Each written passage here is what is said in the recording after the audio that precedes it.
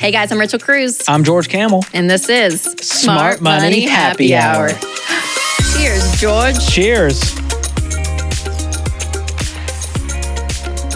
Delicious. Wow.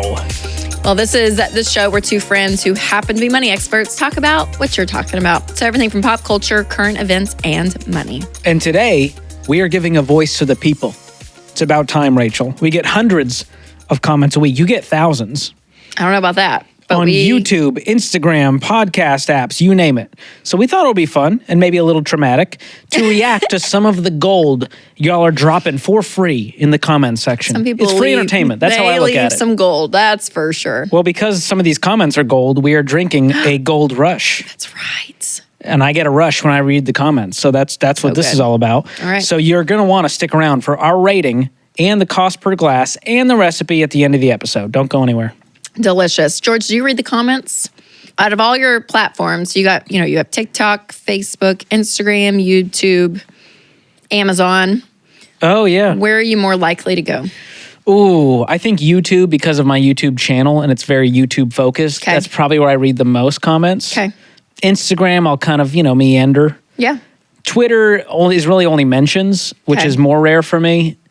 Facebook, it's a lot on there. There's a lot going on Facebook. And podcast reviews, Amazon reviews, now that I have a book out, I've been watching the reviews and it's been fun. So those are mostly, I would say, YouTube for me. Okay. How about you? That's good. Instagram would probably be my first. It's the platform I enjoy. I feel like one of the biggest internet status symbols these days is saying phrases like, I've been getting so many DMs, or all of you who've been asking about, like, that's what I see from Rachel. You know what I mean? It's so annoying. But here's the deal. And to me, so many means like a flood of like 30 to 40 of the same question. So to me, as I'm going through, I'm like, oh my gosh, they just kind of keep coming about this one thing. So that's when I will jump on. What is your one thing? Do you have a thing? I usually get about what I'm wearing. Oh, from the ladies, I imagine? Yeah. The guys are not as interested. Clothes is a big one. Yeah. Well, you're a fashion icon. Well, thank you, Georgie. I don't know about that, but I Loft and Target and Amazon. What's the number one question you get? The big comment I get is that I'm an out of touch boomer. Oh. I don't know why. People You're not a boomer. I know, but they think I'm a boomer living in a shoved into a millennial's body. You are. I don't think you're out of touch. That's what I think too. That's what's frustrating. I'm like, I'm so in touch. I read every comment. Why I'm do the they most say in touch. that? Is it like because of like our real estate because advice? of my advice, which is like, hey, get out of debt. And they're like, this guy's out of touch. Don't use a credit card. Yeah. So a lot of our advice. It's because you hang out on like those platforms, I feel like. Yeah. I just don't buy into the negativity of the younger generations, and I think that makes me come across as old. Yeah. Because I don't have as much sympathy. Yeah, that's true. I can see that. Do you comment on other people's posts? Like influencers, celebrities, friends? No. And you barely comment on my posts, which I think is rude. I don't comment a lot. I probably should. Like if it's like my sister just posted today, my nephew's birthday was yesterday. So she put some pictures up. So I saw it this morning and I was like, love you, Sambo. So I posted on that. The one Do you comment a lot? I don't think so. Sometimes I'll go to, if like a fan posts something like, hey, we're debt free, and they tag me and I can see it, I'll go comment like, way to go, it's awesome, so proud of you. Yeah. So those are fun to like go into, see the wins that are happening out there. Yes. But I only see those if people are like tagging me and commenting and all that. Right. The one comment I get that is not money related that I now find funny is that I look like the Dolphins coach, Mike McDaniel. Yes. I don't think it's a compliment. Like I gotta look him up. I think it's just like, I've done this before. This guy's secretly living a double life as the Miami Dolphins what's his name? Head coach, Mike McDaniel. I think if he updated his glasses and put a little more effort into his hair care, we could get there. He's far more tan than me. People like his personality. Look at him.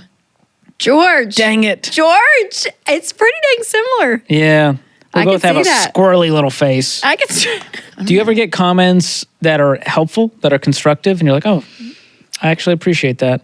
I just had one right before I got on here. So maybe it's a little little fresh. Yeah, and it was from a guy. And I was like, he told me I should put on lipstick. Whoa. Because he said you look pale or something. You should wear it was a comment about my like complexion. I thought Travis, why? I've known you for a decade. I've never once thought you need lipstick. I know Rachel. he did. I can show you the comment. It was Honestly, right before I sat down on this chair, and I thought, that's are you so wearing? bizarre. You wear lip gloss? No, I didn't. To his point, my face was all one color, so I guess he was actually correct. Just was funny to me. So I thought, wow, I need to remember lip color, lip shades. Can you vouch for this? Before my videos. Do women get a lot more comments about their physical appearance? Oh, I think so. Rarely are people commenting about the dudes. That just reminded me. I get this, my hair. Oh. I will move my hair a lot, especially on the Ramsey show. And people are like, tell her to stop playing with her hair. And I'm like, sorry. Okay. So that, you don't have to do that. What if you were swish that, George? Play with your hair. It is immovable. I know. I was going to say, it's pretty much But it's also very malleable. And there you go. Can I just say that? It's not. Do you get comments about your appearance? Yeah, I mean, some people just think I have a punchable face. Oh. You know, they don't like my beard. I do get a lot of comments about my hair. People want to know what it takes to have this. Because it's great. Well, especially from Instagram Live, you know, your face is right up there against the camera, and so you get a real close-up look of the coif. It is if you will. The pompadour. So that's it. That's my claim to fame. Okay, that's good. Yeah, I would say the stop playing with your hair comment. All right. See, and I take notes. Thank you. I'll take it. You know, I do try to take the constructive criticisms. Yeah, I don't know if there's any other. They're rarely constructive. That's the problem. Oh, yeah, they're there just to put you down. So, they're there to put you down. So let's get into the money talk, Rachel. We're going to focus this conversation around the comments we get when it comes to money stuff, both good and bad. So this is not a full-on haters episode, but some of them we have to respond to. These are real people, by the way. We didn't just make Carter. these up. Michael Carter, we see you. 266. Credit cards are like alcohol. Burp. Some people can handle it, others can't. If you can't, then don't do it. Okay. You know what, Michael? I understand where he's coming from. I get it. Because I think that there's a reality to that. We have a hard stance here at Ramsey of no credit cards, no debt. We're on the extreme side of it. Even if you pay it off every month, which is our version of even if you have one drink a week as a social drinker, no drinks, Rachel. I don't see credit cards and alcohol as in the same camp, personally. Here's the truth. Are there people out there that have credit cards and do pay them off every month? They use them for their utility, whatever, right? We hear it all day, every day. Sure, absolutely.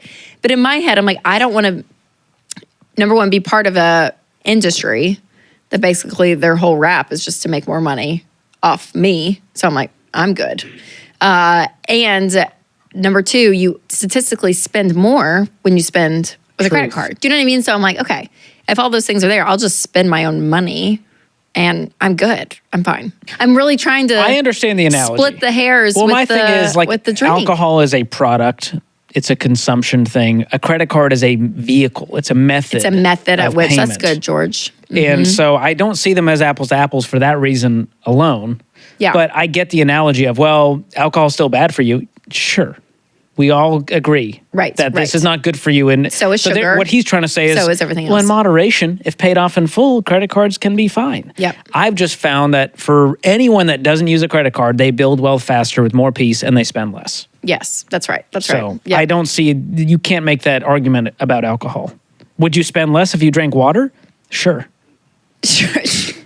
Technically, Dang it, Michael. So I see your point, Michael. We raise a glass to you, Michael. Yeah, it was good, Michael. Good. But I'm probably not going to run out and get an American Express, but I may run out and get a Gold Rush. Hey, now that's a worthwhile purchase. I don't know. Okay, we got a K-Girl.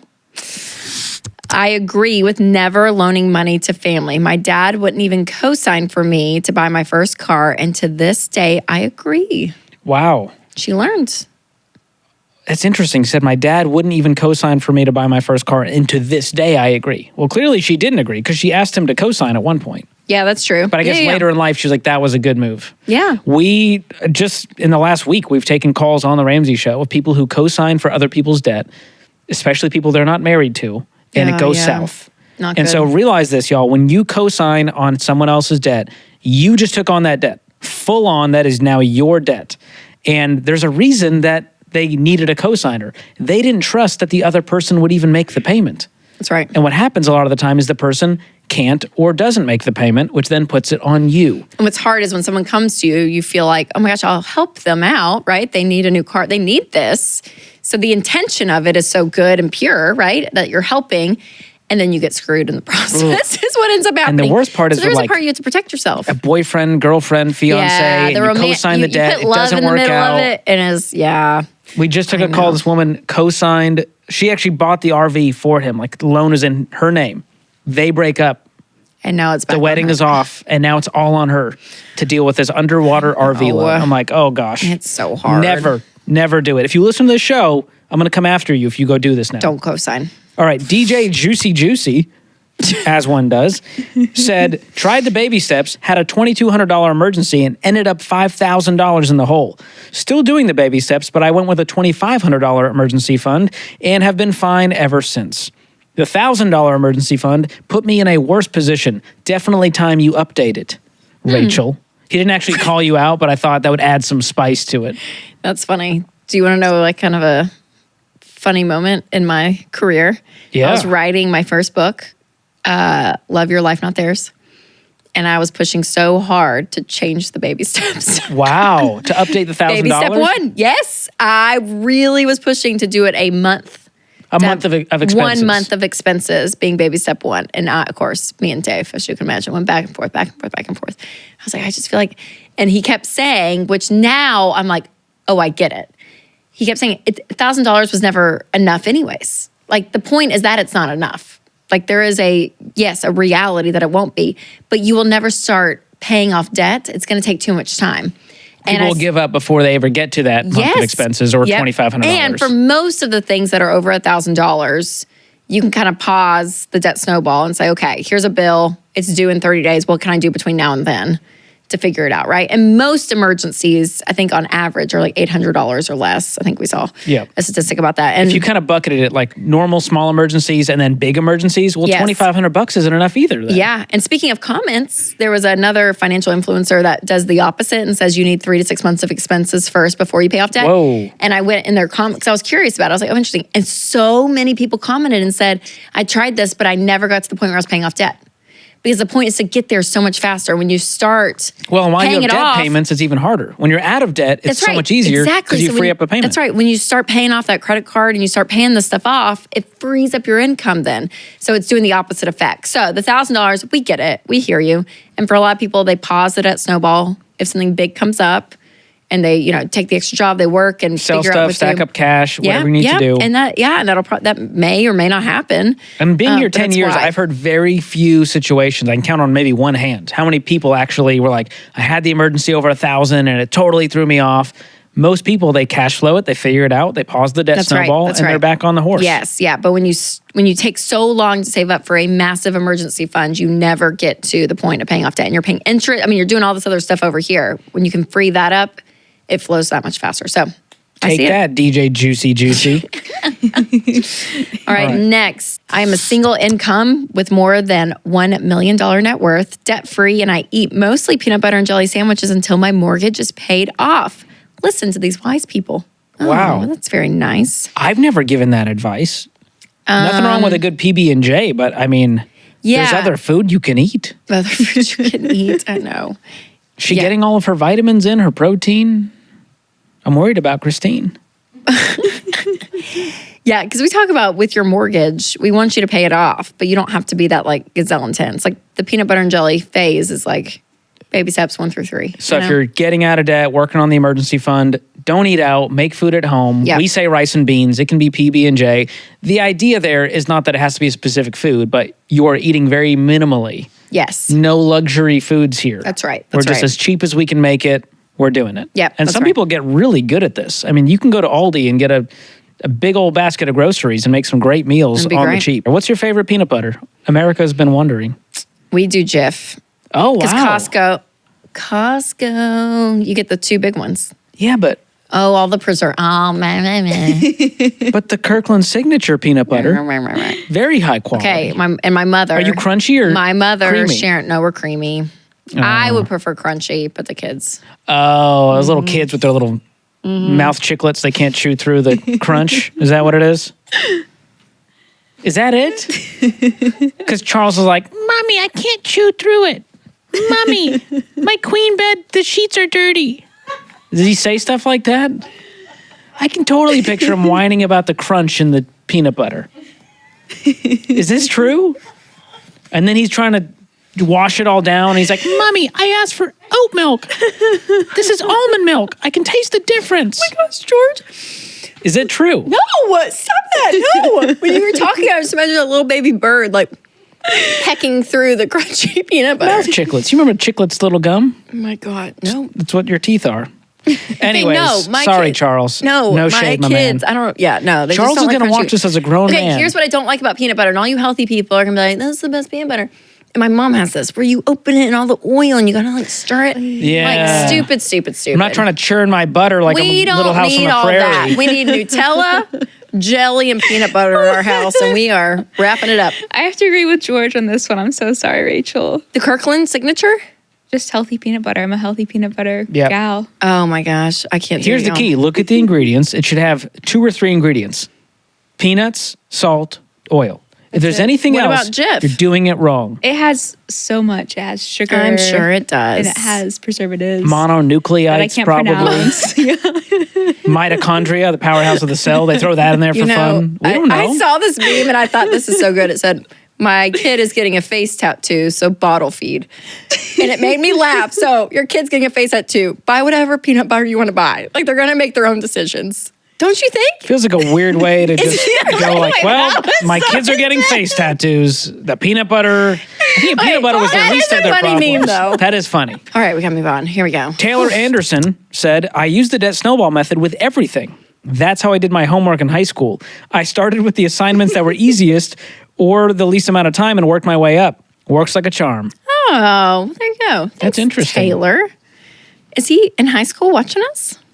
Well, he said that's how I did my homework in high school. He could be 45 years old now. Okay. We have no idea. I was like, good for you, Taylor. But I think that's good. I think if you read like Atomic Habits by James Clear, one of those, I feel like it's always, hey, start with these small, incremental, sustainable steps versus trying to do the big thing first. That's right. And that's what we talk about, paying off debt. Pay off the smallest one first, regardless of the interest rate. And you do get momentum much faster. You feel the progress, and it makes you stick with it. Yep. That's the key. All right. This one's from R.D. Minier. 1. Combining finances is occasionally an error. My wife of 29 years was a shopping addict. The Sears, Pennies, Goodwill didn't matter. And I would say that's true. What is a Pennies? Does anyone know what a Pennies is? JCPenney's. They call it Pennies? Yeah, Pennies, Pennies, JCPenney's, yeah. What level of addict do you have to be to call JCPenney's just Pennies? Like, where have you been? I was at Pennies. I was at the Sears. He calls it the Sears? Did he? But he calls JCPenney Pennies. Oh, he did call it the Sears. Oh, yeah. That's a boomer if I've ever seen one. Yeah, that is a boomer. Let's sit down, VRBO. But there is a time.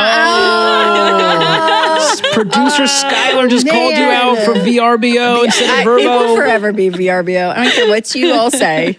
Just like Urban. I don't know that the combining finances is the problem here. It sounds like he married a spending addict and never addressed the behavior. Yes, but if she's not choosing to address her own behavior, I would say he probably needs to protect himself. So if there is that. If there's an addiction, for example. Yes, or, infidelity. If there's something there that you're like, I need to protect myself, it is fair because I do feel like, not always, but I feel like the woman can sometimes be the one that in the situation that's like, crap, what do I do? I feel like that's what we hear a lot. So I think there is legitimate reasons why you keep it separate. I really do. Yeah. We had a question of the day on the Ramsey show last week. They were like over $500,000 in debt. He bought a tractor. He bought a car for a new, a new business. He was doing all this stuff. And it had been 4 years. She kept trying and trying and trying. And again, there's obviously marriage issues there. Like he's not listening to her, respecting her. I mean, there's a lot there. But that's why money can cause divorce. I mean, that is why it's one of the leading causes of this tension.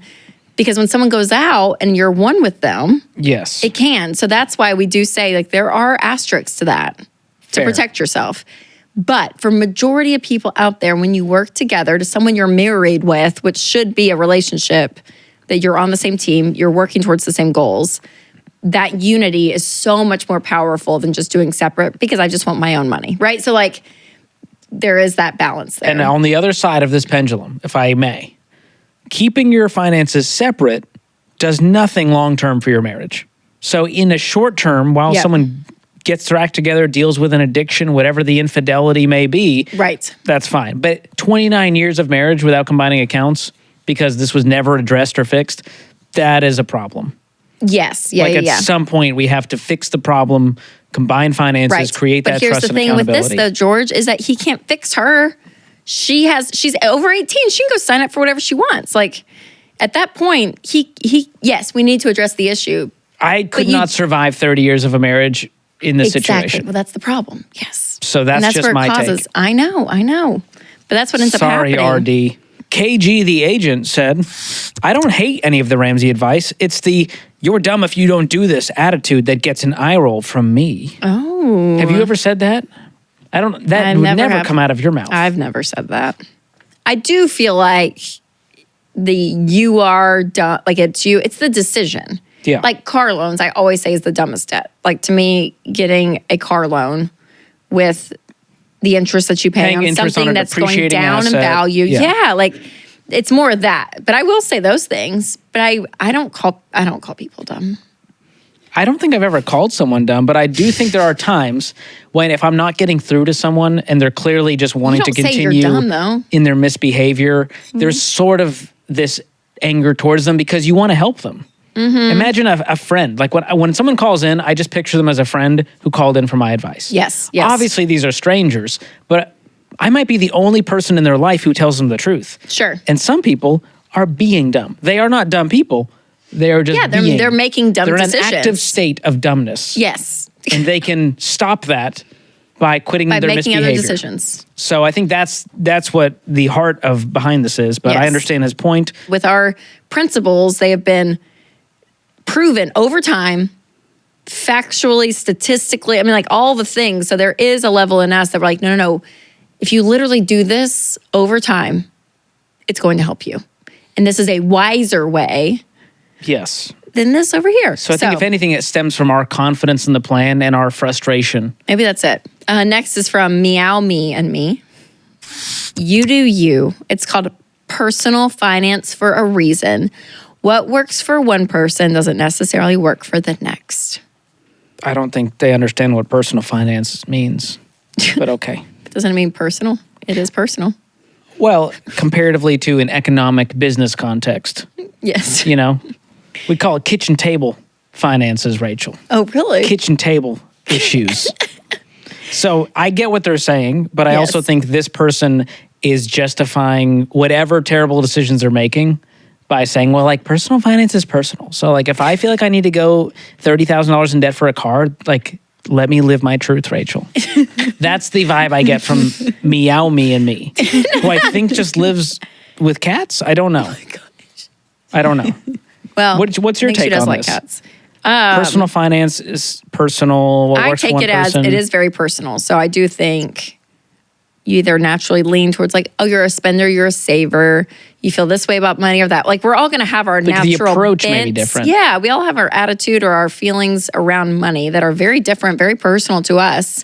So there are going to be moments that you're like, oh yeah, this is a very as an individual, this is how I feel about it. Like Winston and I have different feelings around money at times, right? Like he's naturally a saver where I'm more like, let's go here, So that there is a personal context in that, but an overall plan and goal for your life that you walk through a process, though, is a numbers process. And with the baby steps, it is... Math works for everyone. It's the math, right? If you don't have debt and you have money in the bank and you invest for the future, you will build wealth. That's right. So that's what's hard about it is like, yes, that we all bring our personal take and our stories and everything with it. But at the end of the day, we are talking about money, and money comes with numbers and figures. And when you do the math... And to give this person credit, the heart behind this is this plan doesn't work for me because of my mistakes, my baggage, my situation. And I just want to give them a hug and say, it can work for you. Let's talk about it. Let's talk about it. If I could do that in the YouTube comment section, I would. Oh, George, I feel your internet. I think they're just hurt. You know what I mean? They're hurt and they're like, well, must be nice to go make that money and pay off that amount of debt. Meow Me did not say that. Don't put those words in his or her mouth. Meow Me did not say that. They just said this. I'm subtweeting. Is that what it's called? Subtweeting. Sub-Xing? All right. Okay, here are some non-money comments. That, Finally. Pretty fun. My family had a French bulldog. His name was Winston. 10 out of 10. That's amazing. Our worlds have collided. And Winston will tell you that's the number one comment he gets. That's a bulldog. That was my dog's name. I think that's rude. That is true. But also, it speaks to how great of a name Winston is. Like, you don't name dogs things you hate. You name things. Oh, there you go. You know, like dogs have names of things you love. Yeah, he's okay with it. Like very pizza and potato. Seth Godwin says, I can confidently say George is a good person. Aww. Thank you, Seth. I know Seth personally, so that one feels like, well, of course, you do? Your friend is going to say he's a good person. But he's defending me amongst the filth on the social media that's so nice. comment sections. So nice. Appreciate that. Can Sudalek 46, what did she say? She said, I love Rachel. It's so nice to see a smart woman who is a professional in finance. A great example for all the girls. Wow. Very kind. Slay. Just slay. We love a queen. We love a queen. Is that She's what people beauty. say? She's grace. She's Miss Smart Money Happy Hour. Miss Smart Well, Money what's Happy funny Hour. is that now I feel like women dominate the personal finance space. Yeah, there's a lot of women Like, out there. it's great. amazing. Yes. So, You way know to what? go, Just girls. have good advice. That's all we want for out there, you know? Yeah, well, I think honestly, women are more prone to want to learn and grow, and men are not. And that's so, pretty good. therefore, women gravitate towards like personal growth things, whether it's finance or otherwise. And men just want to, I don't know, sports bet on the Knicks game or something stupid. That's it.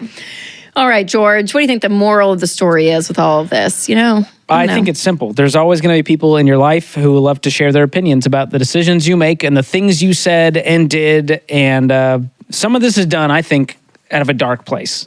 Jealousy, bitterness, rage, envy, hurt. Mm-hmm. Sometimes, more rarely, it's done out of love. Mm-hmm. Yeah, I agree Is that with fair? Yeah, I think I that's fair. truly think anyone who's commenting negatively on the internet, especially to strangers, which if you're doing it to friends, what are you doing? But to strangers, they're just hurt. And so I try to remember that hurt people, and the trolls are really just looking for a hug. I mean, can you genuinely, though, get yourself in a place where I would type something mean to somebody that I don't know? Like, do you know what I'm saying? I'm like, it's a little bizarre. I did it, Rachel. You know about my Steve Martin tweet. Oh, yeah, and I learned from that. out. He called me out. He called me a sad idiot child on the internet. What did you say to him? I said not. It wasn't like super cruel. I was just like, he's kind of like a crazy old grandpa that you keep around out of pity. Something like that. I was 18. It was a different time on Twitter, okay? Things have gotten a lot darker since then, if you've ever been on Twitter. So I feel like it was pretty tame for 2009, you know? But since then, I've realized like, oh, real people see these comments. Number one, it will affect your future. People out there commenting things that your employer will one day see. Yes, you can pull comments. I mean, entire careers have been demolished because of a tweet 10 years ago. Yes, that is true too. But I've seen people that like find the person and like go up and they're like, let's talk about this. And they're like, wait, what? You know what I mean? Yeah. It's real. Yeah. That's a strategy. I want to do that where I DM, like someone leaves a mean comment, I DM them with a video of me. And I dress it very casually and professionally. Carlos Whitaker talks about that. Yeah, I think that's a really smart kind of high road flex. We actually did that at the last conference. Remember that? We did. Some guy said to George, will you answer my question? Because Rachel apparently doesn't. She never responds. Or something. So I get on George's right there. And you're like, hey, hi. Rick. Hi, Rick. I'm so sorry. I'm so sorry, Rick, that I didn't respond to your DM. But here's me and George. And he wrote back. He was like, that just made my day. Or something. He was like, that was amazing. Wow. So, Still waiting for Dwayne "The Rock" Johnson to respond to my DMs. Anyways, that's the moral. So here's the thing. Regardless of whether people love us, they hate us, You got to their ignore the comments, haters. we have a plan that we really believe in, you guys, when it comes to this part of your life, which is money. So whether you're using every dollar of the budgeting app, whether you're doing the baby steps, whatever it is, we really do believe that we want to help you take control of your money. And we really think this is the best way Yes. from all the factors that we have together. You got to stay focused on your reality, your resources, your goals, and put the blinders on. and your truth, right, George? And your truth. Usually that just means I'm going to make terrible decisions. Do But whatever in I this want. case, we're talking about, hey, I want to become debt free and I don't care what anyone else thinks about my plan because they don't pay my bills. Yeah. And so That's my last thought on that. Consider the source and your inputs. And if there's a lot of negativity, you control that. Shut it down. Get off social media. Block them. Who cares? Yeah, totally. Move on with your life. 100%. Love it. All right, George, it's almost the end of the episode, and we like to close out every episode with Guilty as charged. And this is where our producer, Skylar, gives us a new guilty as charged question every week. And if we are guilty, we have to take a sip. So, Skylar. Have you ever let someone else use one of your memberships and then regretted it? Oh, man. Yeah, I mean, I've got a good one, Rachel. Do you? This is a like, we gotta eat the cherry. I don't know it's that bad. Before stabbing myself. Are you ready? Okay, I'm ready for yours. I genuinely don't think. No. I don't think I have. No Netflix, Hulu. Could be digital, Costco. could be real life. I know, I'm thinking all of it. I feel like you're the one to mooch on someone else's membership. You know what I mean? No. Do you even know any of your membership logins, or is that Winston's job? Winston does most of it. Yeah. I rest my case, If Your I Honor. see my email, I know the 1Password. I have 1Password, which I know is not like the security thing to do, but Tell it to me privately right now. Okay.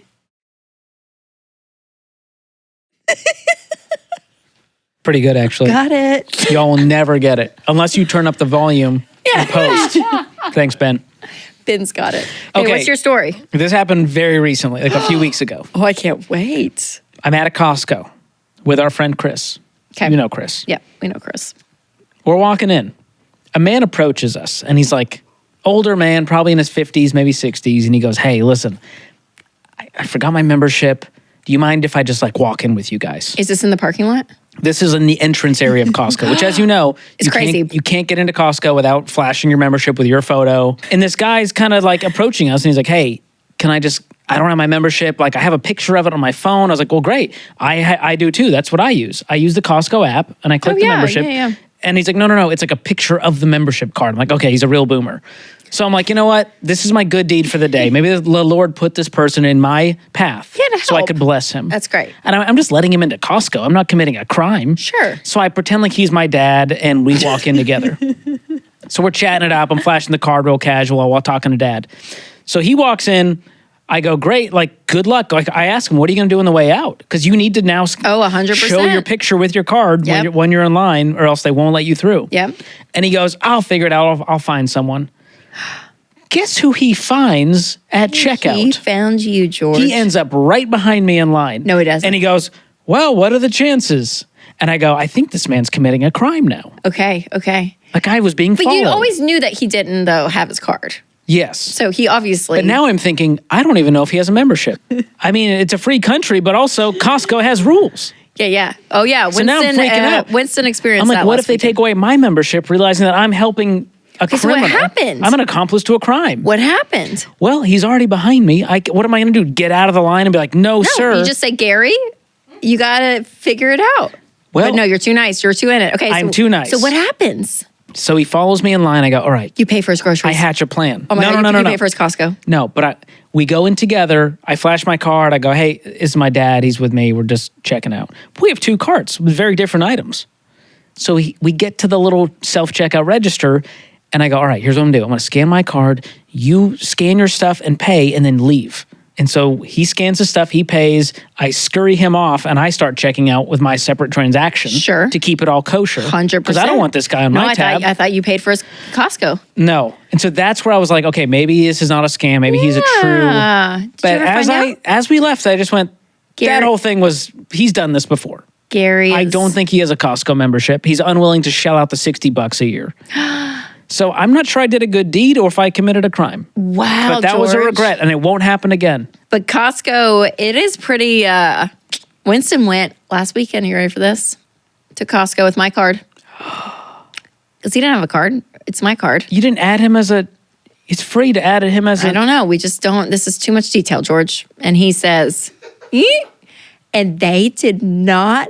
And he had to leave. He had to leave without his no. card. And he texted and said, fail. Absolute fail. I was like, what happened? So then we had to Instacart it and pay the tip. Oh. Oh, it was terrible. He's like, literally, my card is... He should have done what that guy did and went, hey, I know. I'll pretend to be your hotter, older brother. Learn something Let me new check every out with day. you, Gary. Man. Anyways, Well, that's my story that's a of regret regret. and membership cards. Have your boundaries, George. Have your boundaries. I'm a people pleaser. You know what? Gary genuinely may have gone out for his wife to get the stuff. And he really may have looked at his wallet. Based on what was in his cart, he was a very reasonable man. He had a lot of clementines. I went, this guy loves clementines. It could have been real, George. I believe it. You could have done a great deed. Why do you? I know. Why are you going negative? Nothing negative happened. I thought you were going to say he swooned you. You paid for his groceries, and you're going to Venmo, and it was going to be a whole. The whole thing just felt odd. I was skeptical. It was going to be a whole thing. Okay, but this is me trying to be a good person and not be skeptical of humanity. It felt good. I'm with you. Okay, right. Well, I'm not guilty. I'm actually innocent on this one, so I'm very proud of that. Because she has no clue what the memberships are, what the logins are. She couldn't give someone the login if she wanted to. Couldn't even give your own husband a membership. Possibly true.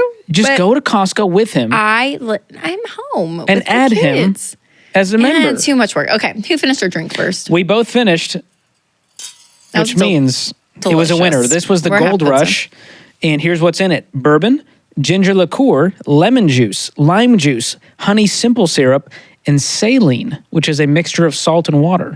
Wow! And I will say, our resident bartender, Michael Reddish, he really, honestly, he made a lot of this. He made the honey on himself. Oh, wow. I didn't know that. The saline. Way to go, Michael. So he put a lot of effort and love into and this. It showed. And the cost breakdown is $2.66, which I think is a steal for a drink of this caliber. I would order this at a restaurant. Yeah, it was delicious. So good. Okay, I give it a 10 out of 10. I'm going 10 out of 10. I could not improve on it, and therefore he wins. So get the recipe in the show notes. Go make it at home. Give it a try this weekend. You'll save a lot of money doing that. That's right. And you guys, leave a review. As you can see, we read the comments. We are genuinely in there. So make them nice. Yeah, be kind. That would be great. Because I will block you. I will block you. I'm not scared. And make sure to share these episodes with friends and family to get them in, talking about money. Lure them in. This is the gateway drug to get them debt-free and building wealth. Yep, and subscribe so you don't miss an all-new episode of Smart Money Happy Hour.